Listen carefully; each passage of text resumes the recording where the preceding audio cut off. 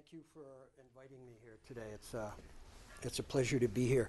It's funny, I ran the Toronto Film Festival early on in kind of the early 80s. And there were about 4 of us, and it was chaos and a lot of fun. I never thought of it as a corporate job. It was, I loved movies and I loved the celebrities who came in, and it was a great time. And then I got much too much into the corporate side, as he mentioned, and started running corporations. Do you need a mic? Yeah, we're going to do is Okay. we're going to interrupt you for just 1 second. This is totally unprofessional. I apologize. And we're going to put the microphone on. Yep, sure. Just put it right there. And we'll just dangle this down. If you stick that in your pocket. Yep. How we doing? Can you hear me? You're recording? Yeah? Okay. So I want to speak to you, well, for the next half an hour or so, and then take Q&As from you.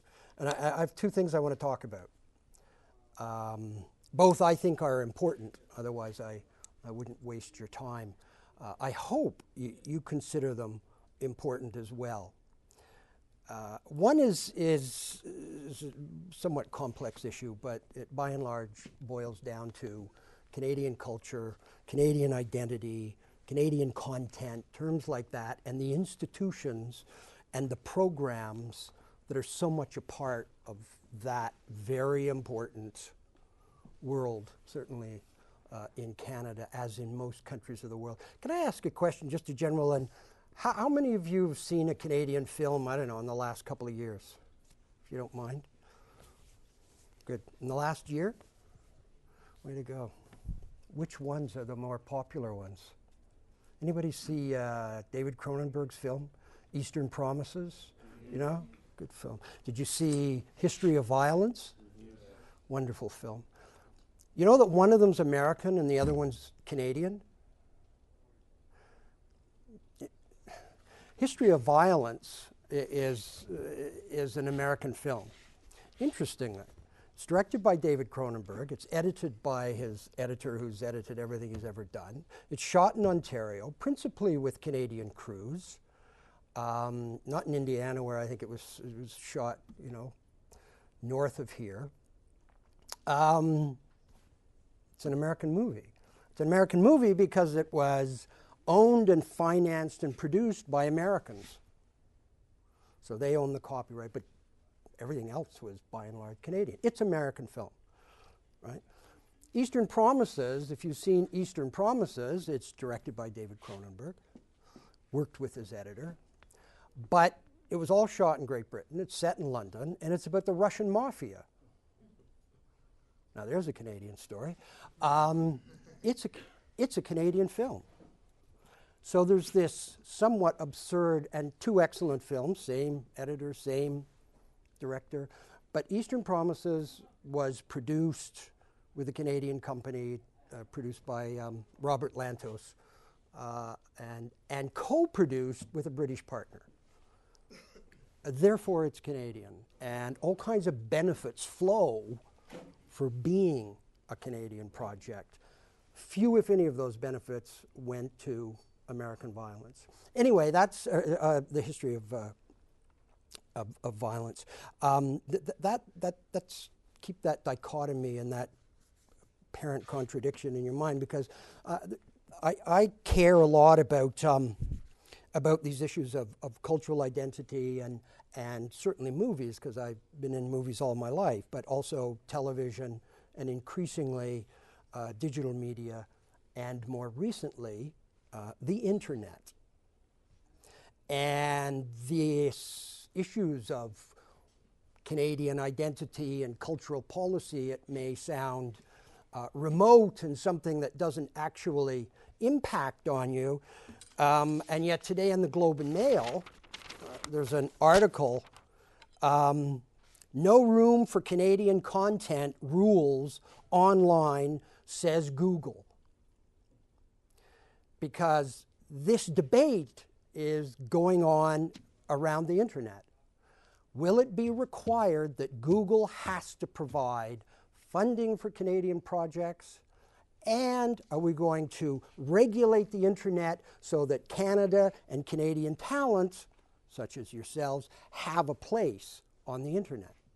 Or are we going to be inundated with principally American culture, given we're so close to them, but also the world? So these issues aren't remote and isolated to Ottawa or out of the way issues such as that. They actually are going to have an impact on you. And more importantly, they're going to have an impact on the kind of work that you do in the future and whatever values you hold. I've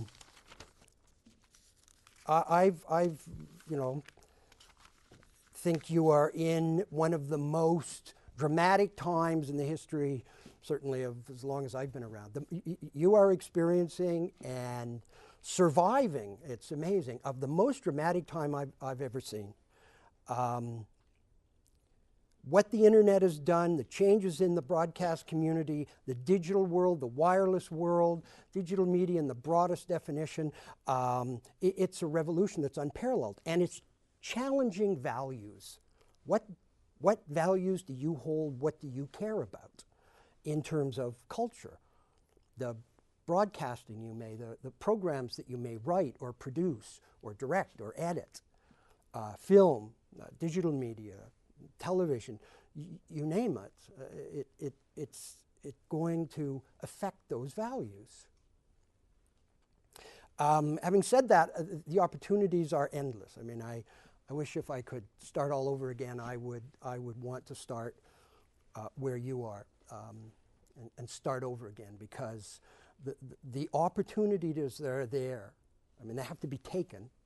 I'm not going to give you anything, but it's unbelievable. And the technologies made it that much easier. And I'll talk about filmmaking and technology, specifically filmmaking, a little later on, because I have an interesting story to tell. I want to talk about movies and bicycles. And we'll leave that hanging in the air and see how we bring together movies and bicycles. But I want to talk about digital filmmaking as much as anything. As I said, with any change, and the dramatic changes that are going on now are startling. I mean, you just every day you pick up and there's an issue. The business models are changing. I mean, you know, the crisis of TV production in this country is worldwide. The crisis in the newspaper industry, I don't know, I'm an old guy, so I read newspapers, but I have many of my son's friends who don't read newspapers. They do it all online. So all of these business models that you're going to have to deal with, you know, what is going to be the business model for production in this country? If you want to get out and start producing or working for companies, you know, if I had a choice between going into, you know, global television or going into Rogers, frankly, I'd go to Rogers. Why? Because they're a telecommunications empire. Global, and I'm not talking out of turn here, you just read the newspaper, you know, global is a combination of the newspaper business and the broadcast business, and global television, as we know, is not in a very healthy state of affairs. Ironically, what's in very healthy state of affairs are their specialty channels, not the big CTV or the big global. It's the specialty channels, and that's changed everything so dramatically. Paid television, you know, when that came in.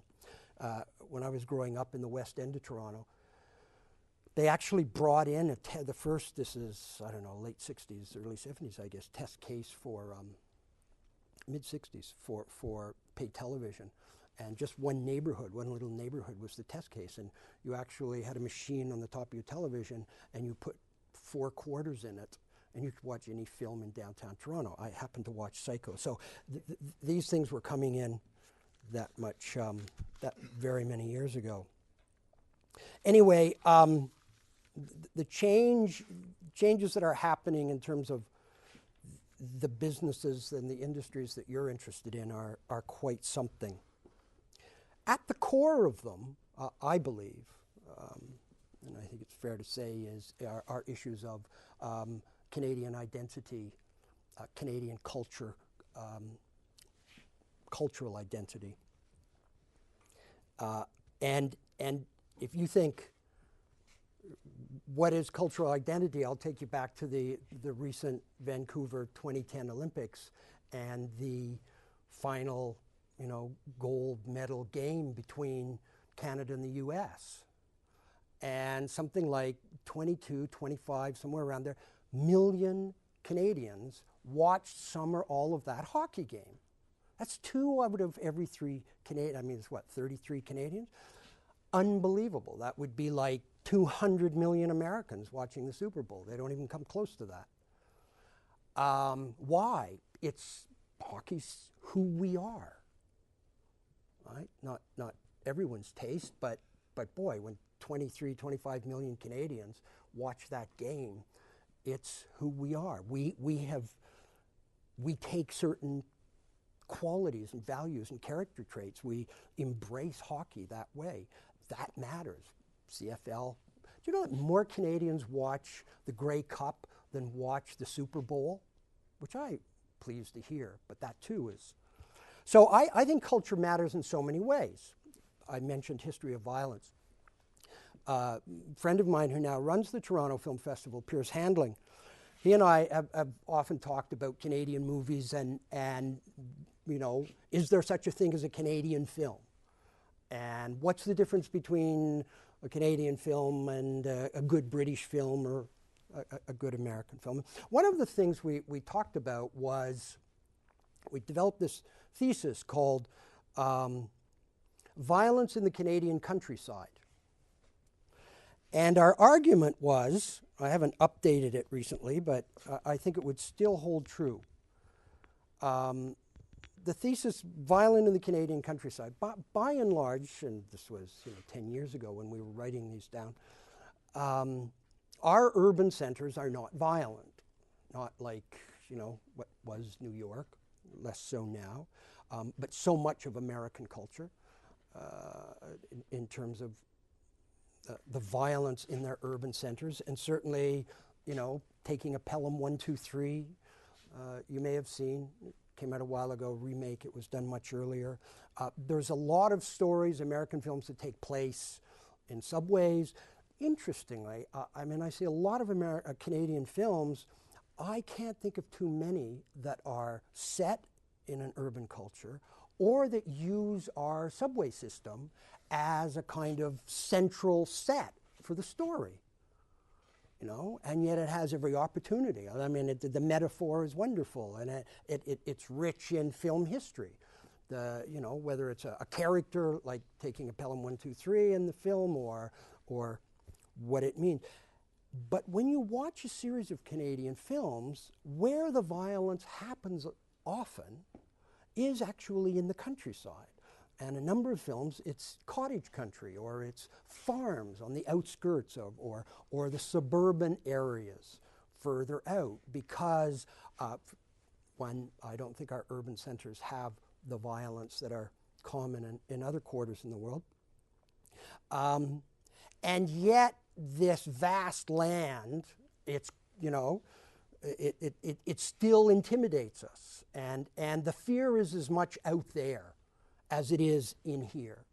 I think that's changing by the nature of the growth of our urban centers. But I just use that thesis as an example of how our identity informs the works of art, the movies, the stories, etc. There was a famous critic, one of the greats in this country. His name was Northrop Frye.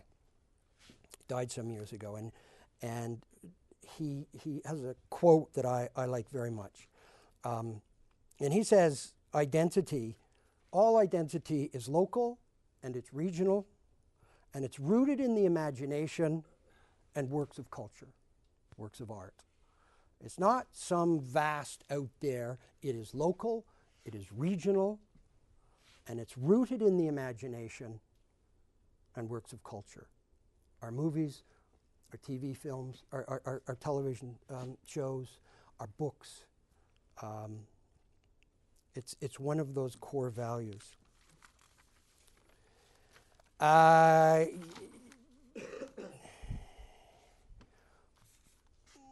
a lot of these institutions, this debate, this issue about what is Canadian identity, and how important. There are many institutions out there. I ran two of them. One was the Ontario Film Development Corporation, and more recently, the one was Telefilm Canada. Telefilm Canada manages about $400 million. For television, about 300 million, and for film and new media, about 100 million. That's changed a bit, but $400 million.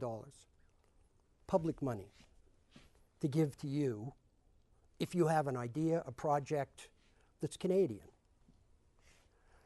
The National Film Board's been around for 70 years, familiar with that one. The CBC, obviously. Telefilm Canada was created in the 60s. A lot of institutions were created in the 60s. There was I'm sure you're bored with the stories about boomers in that period, and Expo 67.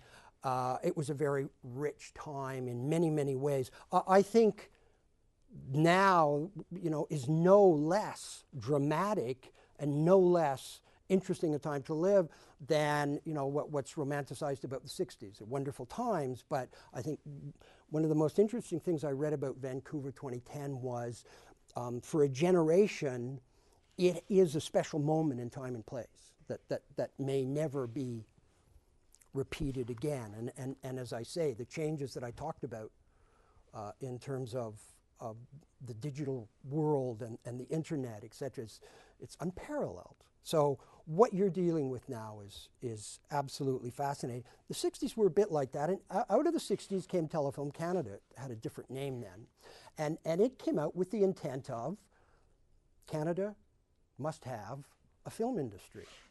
Now, you can ask the question, why didn't they have one? Or did they have one before that? Yes, they did. Have you seen ever a film, Canadian film, made prior to 1960? I'm not surprised. I'd be extremely impressed if you had. I probably see, most a handful. That we didn't have an industry.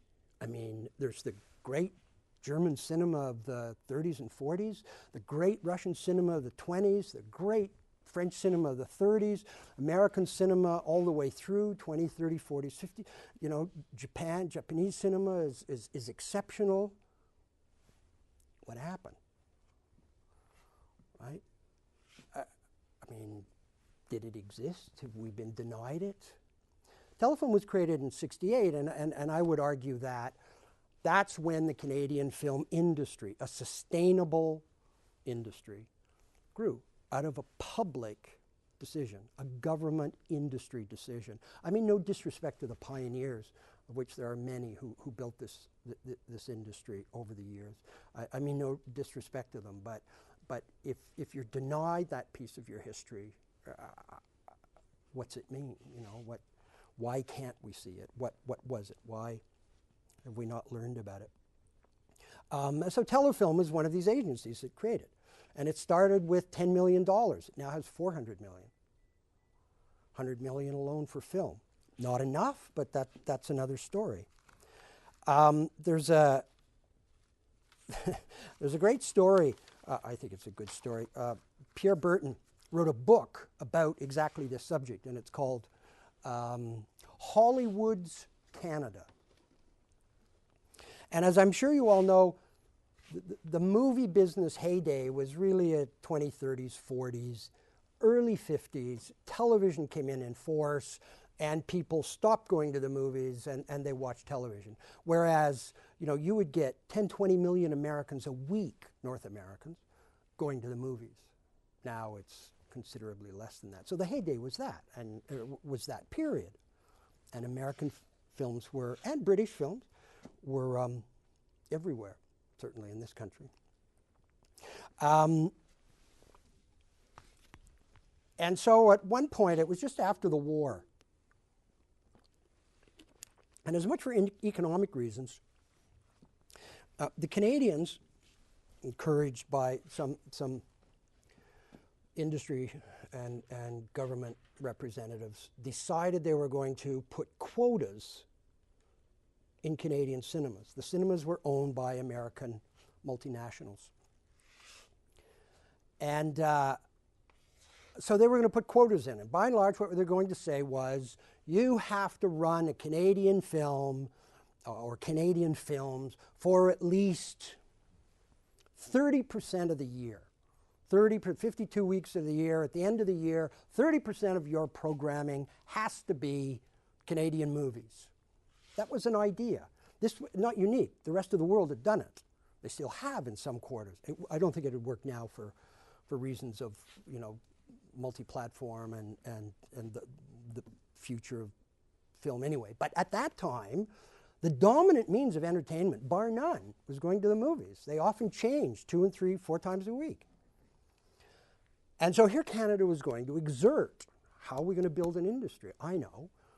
How do we bring this bond between the Canadian public and movies? We'll require that. So this became a big issue between Canada-US relations. And up came the head of, this is a true story, it's in Pierre Berton's Hollywood's Canada. And so the head of the American studios and the head of the theaters came up and said, you know, we don't think this is a very good idea, but we have some suggestions. So this, the Canadians are so, are such a humble, malleable, amazing piece of history. Anyway, and so the Americans said, I'll tell you what we'll do. We don't want you to set in quotas, but we will include Canadian references into our American movies. And we will shoot some of our films in Canada. But we'll help promote Canada as a tourist site. And what this has to do with building a film industry, I don't know, but the great leaders of the day, well-intentioned, I'm sure, thought this was just a fine idea. So you actually get films that are legitimately shot here. Once this collective, Canadian collective program or something like that, it was called. Then you get odd ones. There's a wonderful film by John Huston, starring Humphrey Bogart, and I think it's called Across the Pacific. And you know, this couple, Humphrey Bogart, and I can't remember what her name is, and they meet in a boat. They are introduced to each other on a boat that's going down through the Caribbean, across through the Panama Canal.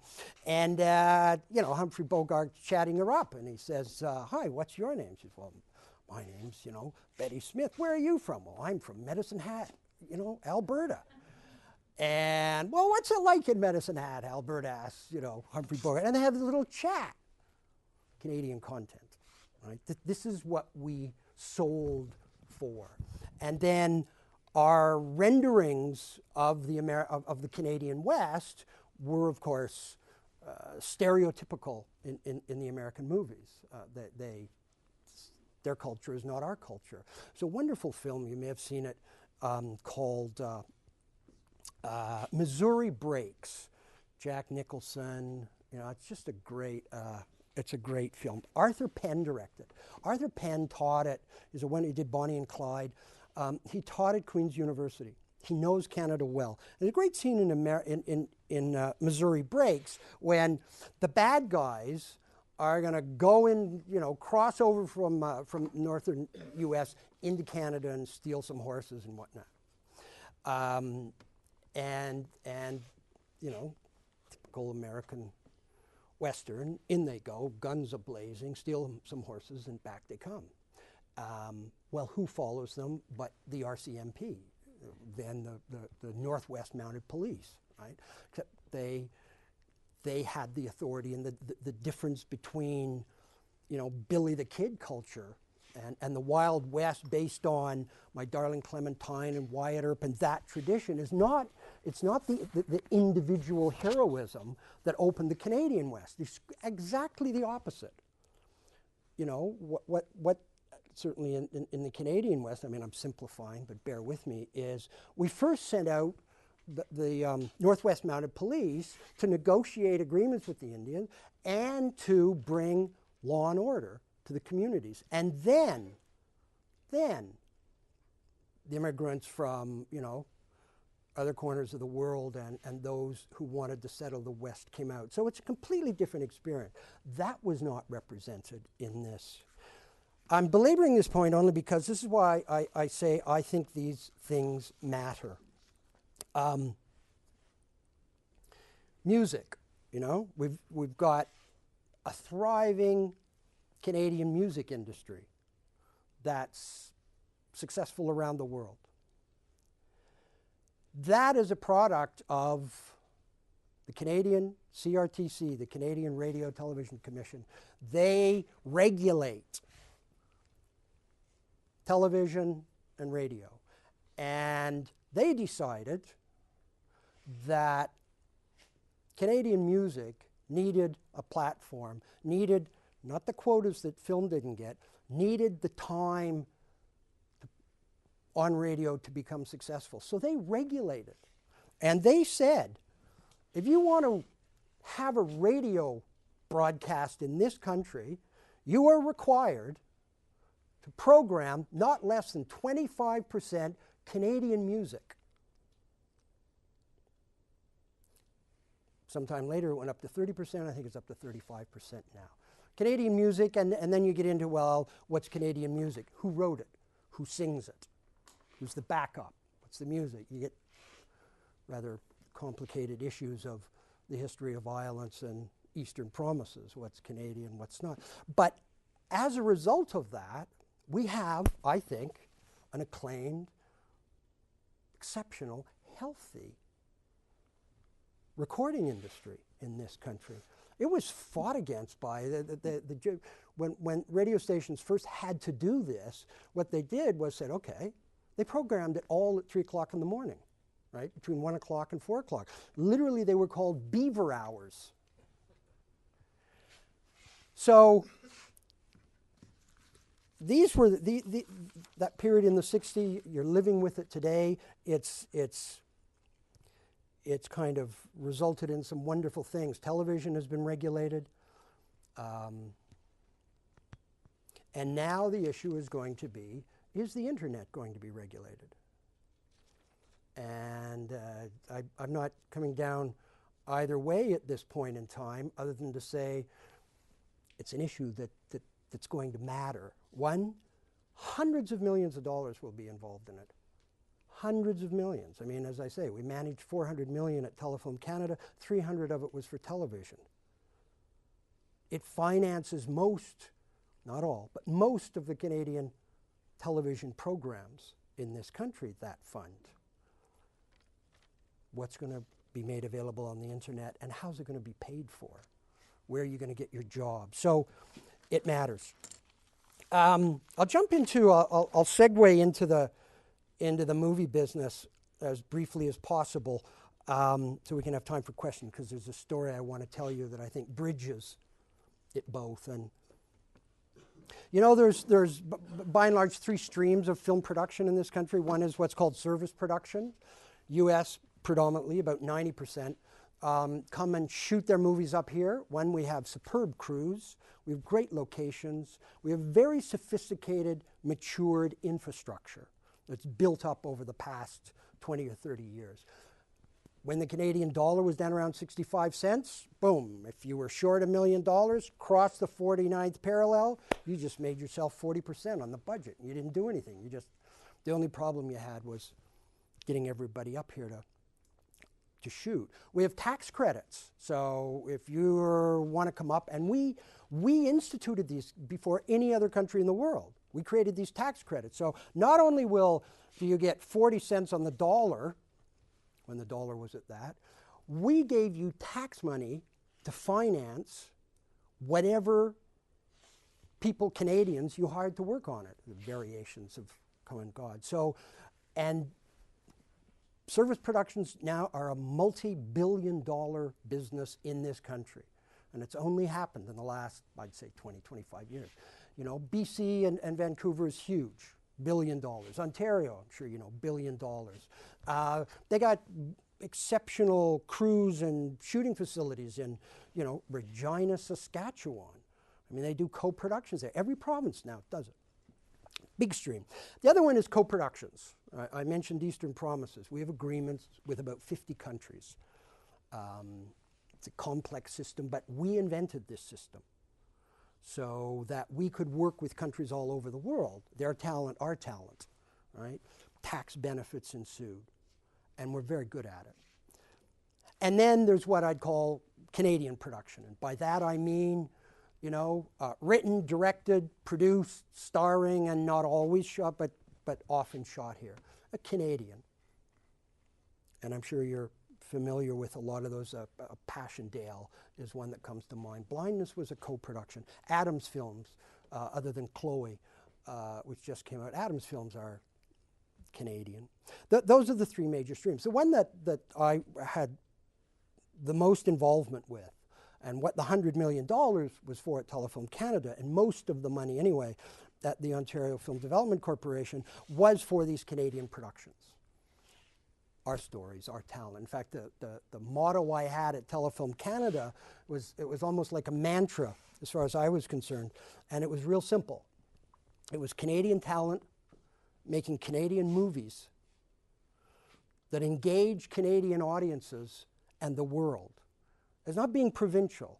It's not saying we're only going to make Canadian movies that are written, produced, directed by Canadians that are only, and we don't care if the world doesn't see them. We do. It's Canadian talent, Canadian stories, ideas, movies, broadcast programs, you name it, that engage Canadian audiences and the world. Do you know what percentage of the Canadian market, the movie-going business, the marketplace, box office, English Canadian cinema has?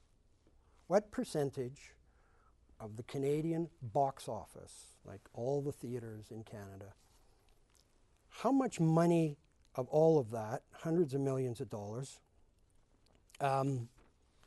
what percentage is taken up by Canadian movies? Do we have any idea? What do you think it is? Take a guess. 10%? What do you think? I was thinking 8. 8? To 5, I guess. 5? 6. Okay. Well, I'm embarrassed to say this because I was responsible for an agency that was supposed to radically change this over the last 5 years.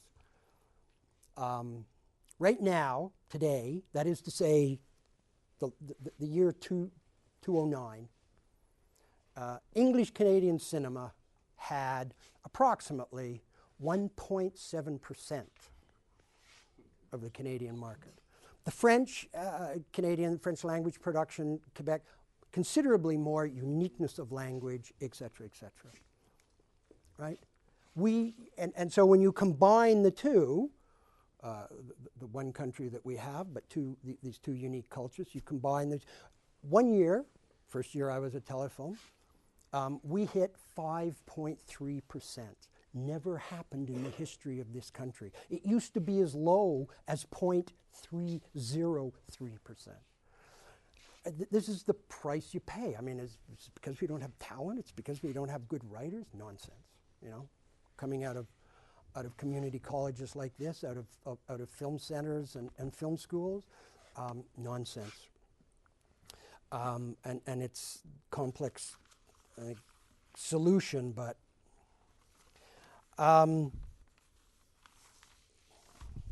let me segue from that into what's the future of. First of all, I believe Canadian culture matters. I believe Canadian identity matters. And there's institutions and programs and regulations that have been built up over decades to support, encourage, finance, cajole, whatever, whether it's the CBC, the NFB, Telefilm Canada, tax credits, provincially, federally, co-production money that's available, service production, they've been built up over. That's now all being challenged, all of it. If I had to hazard a guess of the future of Telefilm Canada in the next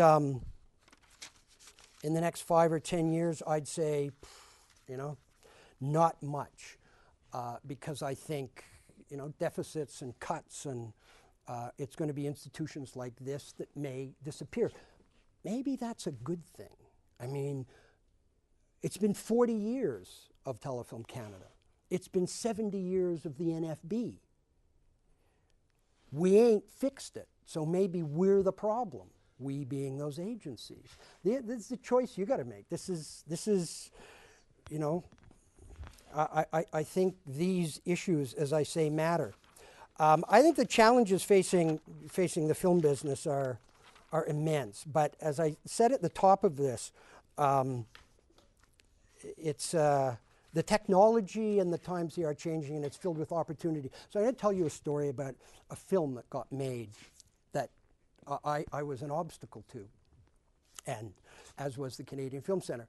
Young filmmaker came in, about your age actually, early 20s, 2021. And he came into the Film Centre, he graduated there as an editor. And he came back and he said, I have a project I want to do, and will the Canadian Film Centre help finance it? There's a program, it's still out there, it's called the Feature Film Project. They actually finance first-time low-budget films. Right? They'll give you up to $500,000 to go and make a movie, whatever movie you want to make. Anyway, and I said, great, well, have you got a script? And he said, no, because it's not really a movie. I mean, it's a movie, but it's not really a movie. And I said, well, what's the idea? And he said, okay, this is a true story. 3 Canadians, what's it be, 10, 15 years ago, you'll remember this better than I. Teenagers, late teens, drove across Canada to commit suicide in Vancouver as a tribute to Kurt Cobain, right? True story. And amazing, as soon as you tell that story, you kind of go, my God. And what I thought about it was, what did those kids think of every day they got closer to Vancouver? Like, sure, it's easy to sitting in Halifax and go, hey, and what did the terror that must have happened, right? So I went, wow, that's a great idea for a, have you got a script? And he said, no, it's not going to be a script. It's not going to be a typical film. I said, well, what do you mean? I said, well, I'm going to shoot it digitally, for one thing. I'm going to cast non-professional performers and actors. And most of it I'm going to ad-lib as I go. But equally important, what it's all going to be online. So that we'll have a website where you can submit ideas for what should be in this film as it evolves. We're going to keep what you'd call today a blog, but a diary that you can access on the progress of this film, literally from the time it's being cast and planned right through to the end. And yeah, but I said, have you got a script? And he's going, no. It's called deadend.com. I said, well, why is it called .com? And he said, because that's what it's all about. It's all about what's available as a website through the internet. It was literally a project that challenged the status quo in every way. And I said, but it's going to be a movie. And he said, oh yeah. There'll be a version that will be long enough that you can program it in a theater, which is where I hope it gets scheduled. Anyway, we turned it down because we couldn't deal with this idea that was so, not only inspiring, a great story, but it didn't have the normal structure. And therefore, all the rules and regulations at the Canadian Film Centre that we designed couldn't cope with it. He went to Telefilm Canada. This was before I was there. And it got turned down at Telefilm Canada. Now, he's an editor, so he knew, and he'd done some short films. He'd done 2 short films.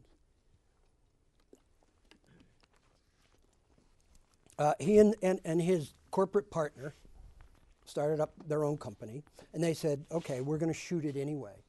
And they did the proverbial, you know, they used a credit card. And believe me, neither one of them were terribly rich. So, and I've seen several versions. I think the 4-hour version is brilliant. I think it's, and I've seen thousands of films. I think it's one of the most exceptional pieces of filmmaking. I mean, one of the kids he cast from the street had never done any acting before. The young woman, it's 2 guys and a young woman, had done minor performing. And they literally, you know, there was a car, and there was a truck where the limited crew, they had obviously a cameraman, sound man, etc. And they started in Halifax. And he shot thousands of feet of digital, right? Because it's cheap, it's inexpensive.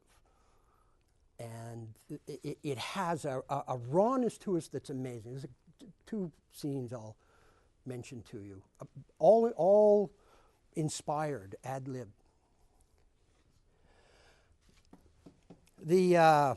One of the guys, one of the kids in the film, is going to visit his brother outside of Peterborough. And it, in fact, was the kid's brother. Yeah, fine. Okay, we're going to go in there. The scene, and the way the filmmaker would set it up was he'd say, okay, this is what's going to happen in the house. You're going to meet with your brother, and you're going to tell him, because this is the first time you will have told anybody outside of the 3 what you're planning to do, that the 3 of you are going to drive across the country and commit suicide in Vancouver as a tribute to Kurt Cobain. You're going to tell your brother this. So this is you know, it's just before the scene's to be shot, and the lead actor, the street kid, comes over to the director and he says, you know, we're going to shoot up when we do this. And I said, yeah, I know, that's the way we've talked about it. You're going to pretend, and you know, and he said, no, understand. My brother's a heroin addict. We're going to shoot up. Now, I know the filmmaker. No, his relationship to drugs were non-existent. He had to make a decision here. I mean, this is, you know, an amazing scene about the lead telling his brother what he's going to do. The scene that got shot is an amazing scene because A, it's real, it's actual, and it demystifies everything I've seen in Hollywood, you know? The shooting up is complicated, it's a mess, it's not, I don't know if you've ever seen a great film called Panic in Needle Park. It's always done, you know, it's simple. You put the thing like that, you're going boom, and life is great. My ass, you know? The way this was done and the footage was just like amazing. Unbelievable scene. The other story I'll tell you is all of this is going online, right? Like, so you could download bits and pieces of it and the likes. And one of the great suggestions that was made, brilliant suggestion, when they were accepting ideas to shoot, someone had emailed them or went online and said, there's an old outdoor cinema, drive-in theater outside of Saskatoon, Saskatchewan, and if you're going through there, why don't you have them pull in there and stay overnight? And what an image. I mean, you know, this country has a lot of movies about roads and traveling the country, going down the road. American culture is filled with them. And the West has always been, go west, young man, right? The future is there, you know? Get out of Nova Scotia, get to Vancouver. And you can just see them pulling into this decayed outdoor cinema drive-in with the screen broken when earlier teenagers went there for kind of rites of passage, these romantic moments of kids in high school making out, you know, in the backseat of the car, all of that. And this is what it is today. And this was an idea that had come in. I thought it was brilliant. Anyway, they used it. But they needed some money, and lo and behold, this guy gets in touch with them, and he runs a porno site, right? Young guy, made a ton of money. He'd been following deadend.com, and he wanted to help them, give them money. So again, the filmmaker, the producer, and the production part had to talk about it and go, you know, let's be clear on this. This is not a porno film yet. He said, no, that's cool, you know. But how much do you need, and can I own a piece of the film? And they sorted that out. Coincidentally, the guy was shooting one of his films in Winnipeg. So they timed it so that when deadend.com goes into Winnipeg, the porno film was shooting. And it's an amazing scene because it's what's real, who's... So you got these three, you know, young woman, two young guys, as I say, late teens, early 20s, late teens. And this is all, by and large, ad-libbed. I mean, wasn't written, discussed with the filmmaker what was to happen. Great scene when they meet in the bar of a hotel that the porno producer has rented the main suite because that's where we're going to shoot the scenes, right? And so they're sitting in the bar, and there's the lead actress in the porno film, and the guy, and of course the producer and what have you. And the filmmaker, like right out of the casting site, you know? I mean, he looked like everything you would imagine a porno director to look like. Just think of whatever the cliche, that was him. And the producer was the same way. And if you've seen porno films, the man and woman the same. And so here you've got actors, porno actors, pretending to be in a film with non-actors about a scene that is completely ad-libbed. It was contrary to everything, and it was fascinating, absolutely fascinating. And of course, I said, okay, you know, we'll let one of the leads from deadend.com, you know, we'll get you in one of the scenes. Well, you know, presumably every teenage guy's dream, right? I'll do it. And the second lead in deadend.com is supposed to do it, right? And so then it gets in the bedroom, and you got the porno actors who are acting in their movie that is scripted, and then in comes this kid that's completely ad-libbed and no lines for it, and they got to play off each other. And of course, I won't tell you what happens at the end of the scene. You can watch the movie. You go to deadend.com, you might be able to download it.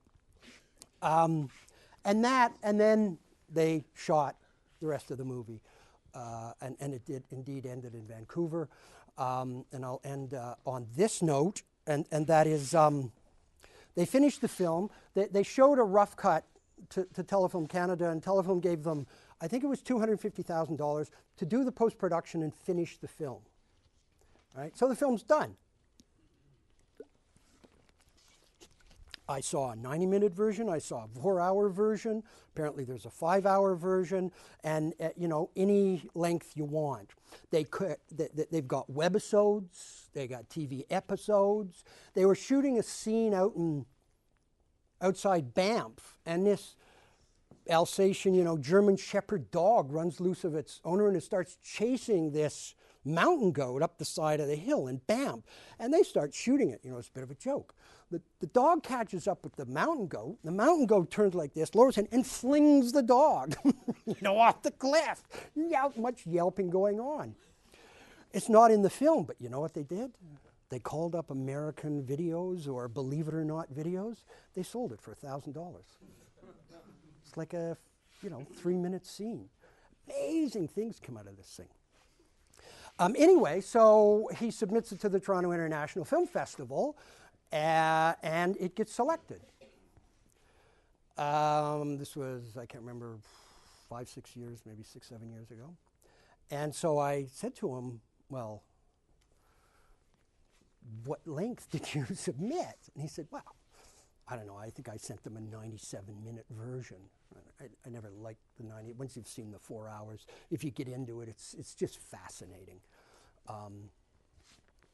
Well, great. So, and it was still digital. They didn't transfer it to film. I think that was a mistake, actually, but digital. It gets selected, and they have a press screening. Good reviews, quite good reviews.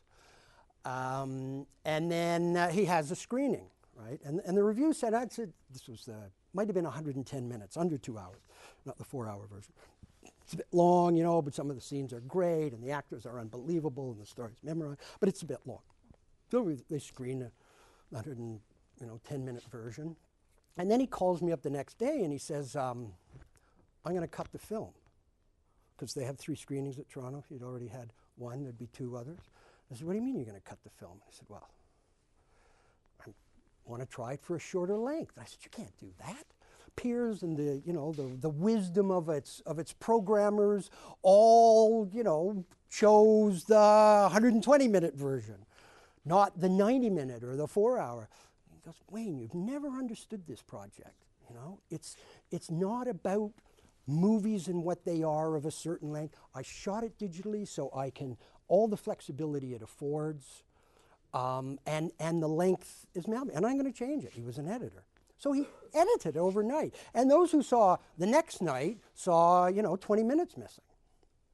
And again, it's like what I learned from that is the impact that digitization, digital media, the internet, everything is having on the whole idea of film.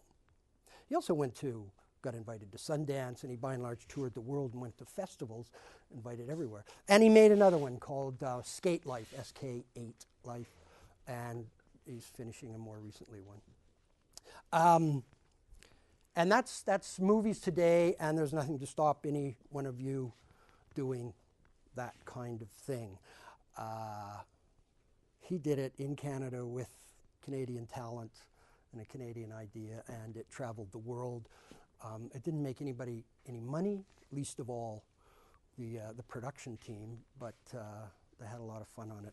I've taken up a lot more time, but I wanted to tell you that story about deadend.com because I think it says so much about the future. Thank you for listening. I'm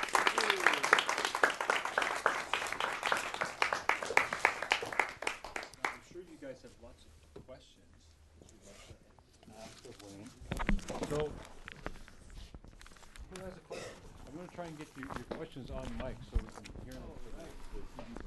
That sounds great for me. Is this good? Hi, Wayne. You talked about Google and rules and regulations at the beginning, and let's just say, for argument's sake, that we don't get any rules and regulations about Canadian content. I think one problem, from what I've talked to with certain Canadian filmmakers, friends of mine, peers, colleagues, is that they would view that as a defeat. I think if we could find a way as Canadians to view it as a challenge to us to say the necessities of content regulation won't be necessary, it'll be superfluous because we are good enough to get past those kind of like regulations and say we can make good enough movies anyways. And I'm aware of problems involving capital and the oversaturation of American and British content, but I mean, if we don't get those rules and regulations, there's got to be a way for Canadians to say, hey, who cares? We're good enough. That's how I feel about things that I've done. My colleagues, they're way better than me. I know they can get past stuff like that. So do you think there's a way that Canadians will respond positively if, of course, we don't get those kind of rules and regulations for the internet? Two things. My fear, my instinct is you're right. It's my instinct. But history's taught me something else. And I mentioned how many Canadian films have you seen that were made before 1960? And I studied film history, and I had a hard time getting access to them. And yet, great American cinema, 20s, 30s, 40s, Italian neorealism, German expressionism, there's this, we don't, and we didn't have the support then. There weren't the regulations. So, is that going to happen again, except it's going to be the internet? I'm not sure, frankly, regulation is doable, but I tell you what you can do. Money is always at the core. It's always an issue. It's never the answer. It's part of the solution, but it's never the answer. Again, deadend.com, they made it for less than $25,000.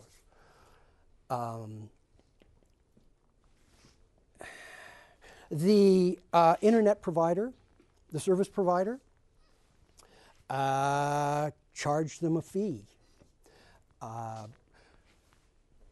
The 300 million broadcast fund is regulated.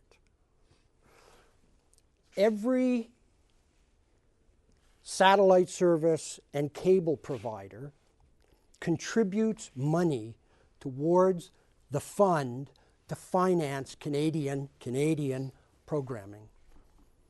The CRTC, I'll try and be brief on it. The CRTC let the cable companies charge you certain monthly fees because they had to wire the country. And this is a big mother of a country. It's very expensive. Not these little, Belgium where you can spit from one side to the other. It is a big country. And so the CRTC said, yeah, okay, you can charge. Well, at the end of it, they wired the country and they said, gee, we got some money left over. And yet the CRTC said, okay, you can do two things. One of two things.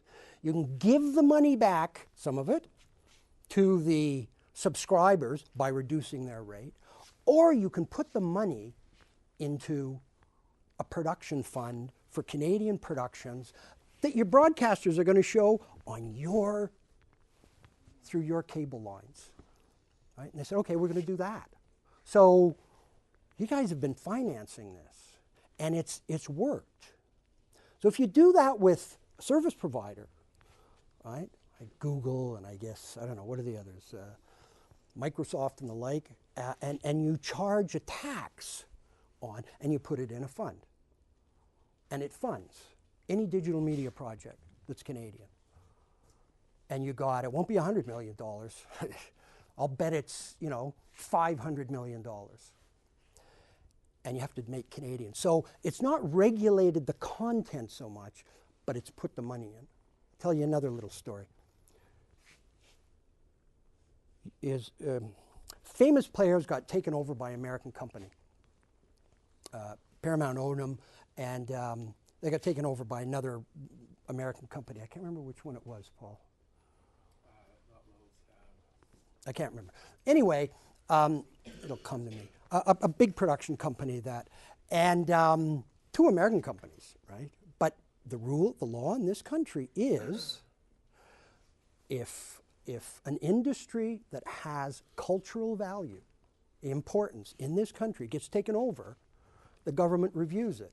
Even if it's an American company, buying an American company that happens to own Famous Players Theatre, Paramount, so it gets reviewed. And what the Canadian entity that reviews it said, okay, I'll tell you what. You spend, I think it was, you commit $25 million in support of Canadian production over 5 years, and we'll allow the deal to go through. And they did, right? Viacom is the company. And they did.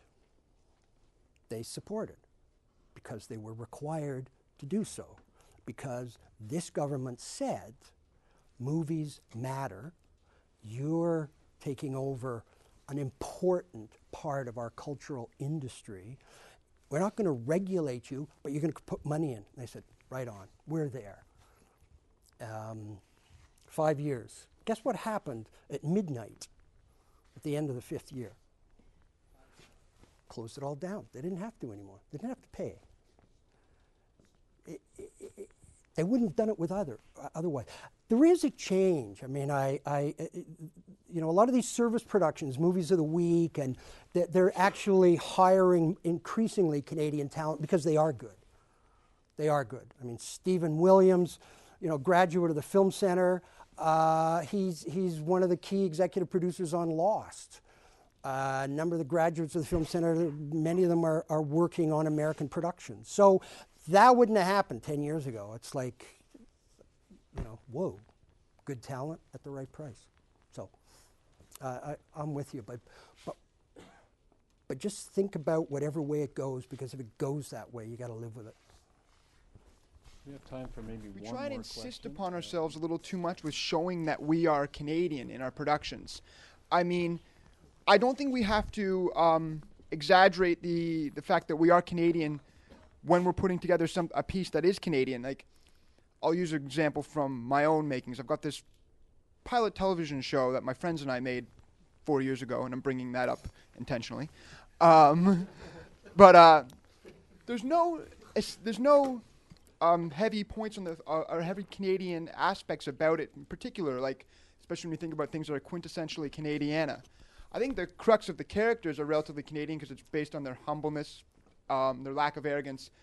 But I think I'd like to see more Canadian films that, or these television shows in particular, television shows I think which really we could expand, that aren't so quintessentially Canadian but are still produced by Canada. It's more universally expected.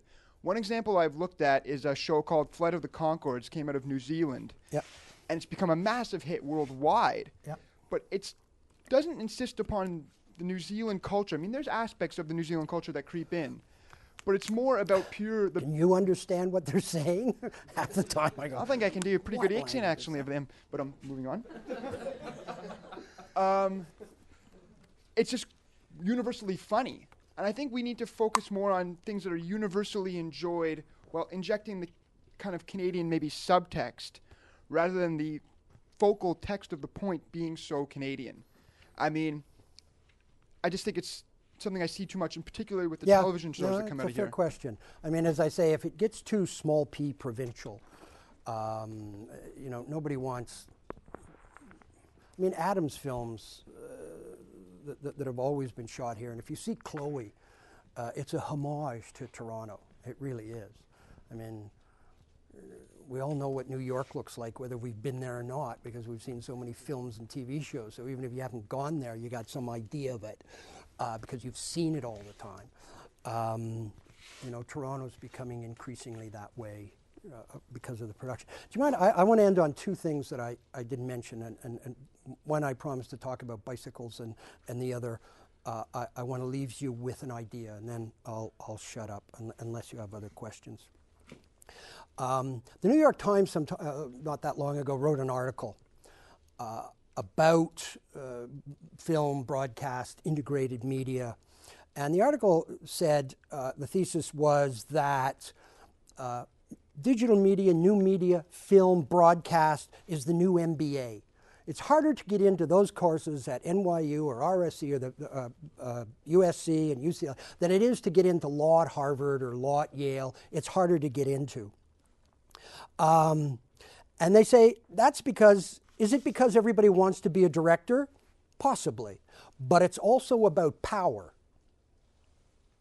And I quote the Times, people endowed with social power and prestige are able to use media to reinforce and assert their power. Cinema isn't so much a profession as it is the professional language of the future. And the greatest digital divide is between those who can read and write with digital media and those who can't. And I think that's true. And you're in a unique position. You are learning these skills. Finally, my comment on the bicycle. I read an article and often thought about is Canadian cinema dead, worth saving? And this article I read on bicycle said, by and large, by any measure and logic, there is no earthly reason why bicycles should exist. A quaint 19th century invention designed to get you from A to B, and it's very labor intensive. Today, there's faster means, less labor intensive, but today, also, the bicycle thrives. Kids continue to get its presents when they're growing up. Adults continue to ride them. Bicycle sports, the French race is acclaimed worldwide.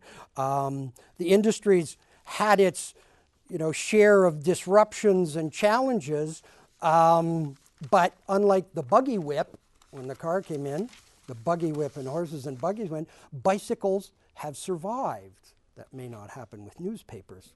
And why? And this article asserted that it survives because of perseverance, creativity, versatility, luck. I would also add public-private partnerships. By that I mean, we have, what's the name of the Canadian company that designs the bicycles that have been so successful and are used in, exactly. And they built one of the most sophisticated, light, strong, and the Tour de France, they're selling around the world. So we found our niche in the bicycle business. We'll find our niche in the film business as well. So, great. Thanks again. I've enjoyed it.